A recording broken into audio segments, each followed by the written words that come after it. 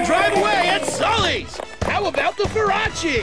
Here's a fine racing machine for you. There's been a lot of special moments in this beauty. So special, there was an Amber Alert issued. They never found her, but it's yours for $7,999. Enjoy the power of the open road today. Oh boy, Sully's got a nice one for you here.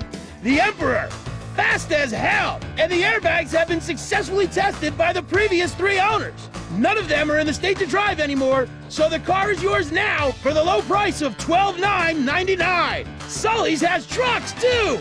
The EXT! Nothing makes you feel manly like driving a truck covered in another man's blood. It's got dark upholstery that doesn't show stains. It's a forensics dream. We call it the Science of Crime Special. Only $10,499. Head down to Sully's Automart right now. These and other bargains are going fast. Remember, Sully says it's pre-owned. It's not used. Liberty City, a town on the edge. A town at the daybreak of dawn, a city at the gate of the universe, a city at the limit of metaphor, deep into the point where hyperbole becomes gibberish. The gateway to the new world was also a terrifying den of iniquity, and the campaign to clean up Liberty City and shut down the comatoriums began almost as soon as the city was founded. What most people don't know, but what I discovered through extensive reenactments, purely for research of course, was that in the comatoriums they used pig fat as lubrication, which in many ways is far superior to modern-day petroleum jelly. Another thing worth bearing in mind is that in the spring of 1647, the East India Trading Company hired a cross-dressing director general for New Rotterdam named Gloria Hole. He had lost his right leg in an unfortunate industrial accident while preaching the good word to some savages by, blowing them up with a cannon, which backfired. Puritanical and self-righteous, he had orders to return civility and productivity to the colony. Within weeks, he had banned drinking, smoking, fornicating with Indians, Texas Hold'em, missing church, anal beads, laughter, and imposed strict fines for male camel toe and whistling in public. It wasn't well received. The city was burned to the ground.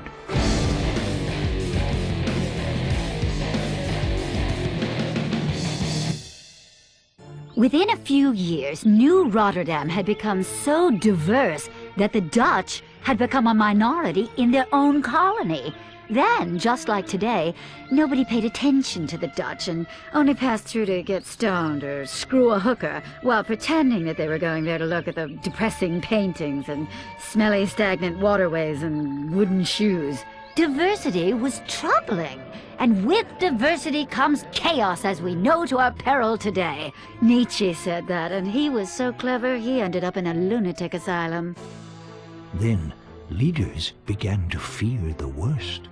They were totally petrified of the Jews showing up. Taxes were reduced so everyone could afford their own firearm, and a pattern for the country was now set in stone. Ignorant, scared xenophobes armed to the teeth trying to protect their borders. It's always been a great nation. What? I'm not racist. On August 27th, 1664, heavily armed British warships entered the harbor. The colonists signed a petition requesting to be ruled by the British, so they wouldn't have to brush their teeth any longer and could be certain they were better than everyone else. The English quickly renamed New Rotterdam Liberty City, after a generous donation by the Bank of Liberty for sponsorship rights. Every single place the British population went, the invisible hand of God prepared a space for them by, well, conveniently destroying and eradicating the native population. Soon the colony expanded, and areas were named after heavily inbred members of their Germanic royal family. Broker was named after Sir William Broker III, the king's bastard son, who was conceived by a milkmaid. The region to its north was called Dukes after the word dookie, as the people in the area smelled like shit. The peninsula to the north of that was named Bohan, after Bohan, a Dutch word meaning Dutch word. And the area across the river was dubbed Alderney, after Philip de Alderney, who was the only person who could tolerate living in an oily, mosquito-filled swamp full of industrial wastelands and soccer moms. But things wouldn't be quiet for long. Pretty soon, the residents of Liberty City began to fight with the British over taxes. Americans felt, and well, rightly so, that they shouldn't have to pay any taxes. Let the markets sort it out. Poor people will die, rich people will win. Welcome to progress.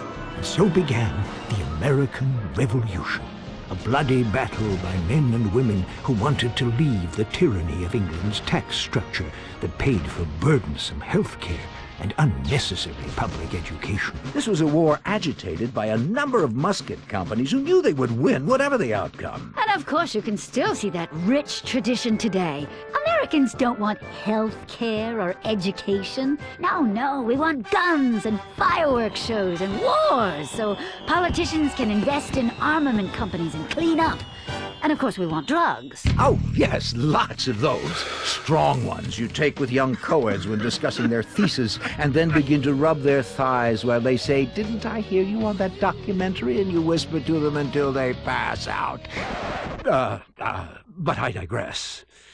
The American Revolution was bloody.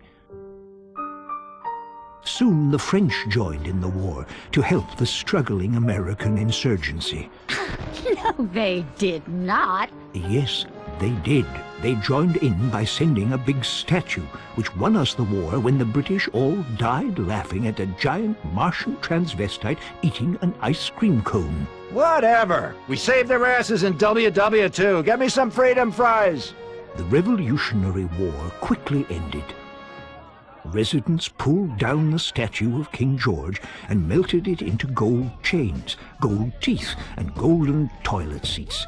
The Union Jack was taken down in Liberty City, replaced with the Stars and Stripes, and the newly liberated Americans celebrated.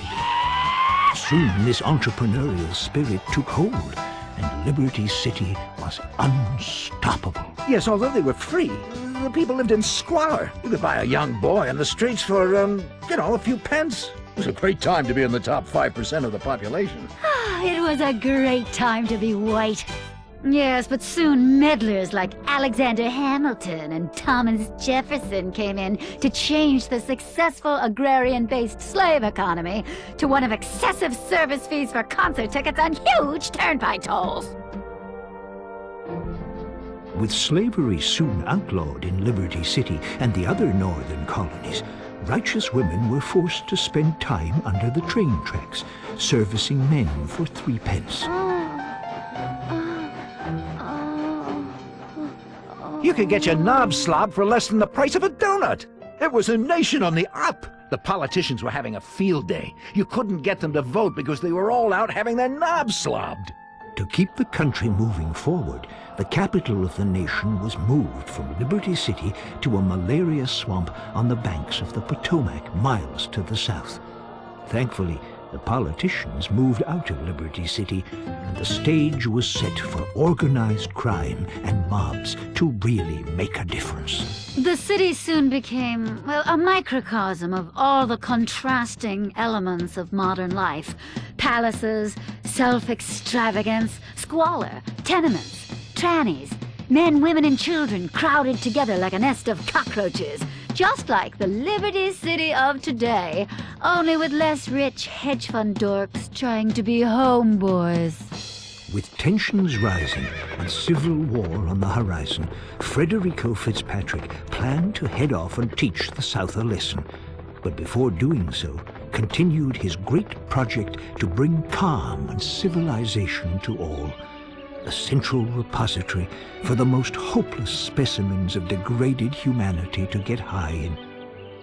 A park in the middle of Liberty City that would become the great democratic meeting ground where, no matter how rich or how poor, you could get dragged into the bushes and raped. Yet beyond its tranquil borders, tension was breaking out.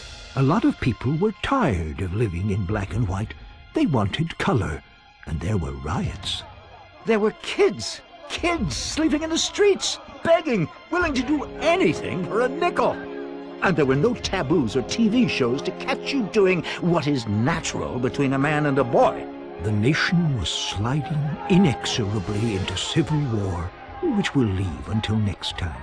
Unless you have the foresight to pre-order the box set of DVDs, join us next time for A History of Liberty Part 2, The Civil War and Beyond. CNT Wednesday nights this fall. Don't miss the return of Funeral Factor, American Asshole, and a whole new shitty singer competition. This is CNT.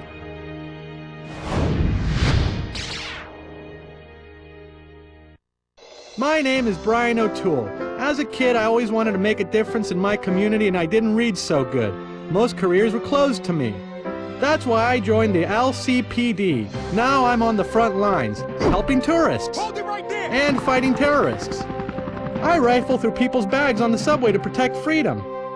I arrest protesters at political conventions for straying outside the free speech zone. We vigorously enforce the open container law and aggressively protect the environment. Maybe you love car chases just like on TV. Imagine being able to do that every day. I'm protecting freedom, whatever the cost. I'm a hero, and I know it. Next weekend, it's the CNT original movie, Fear the Dark Finger.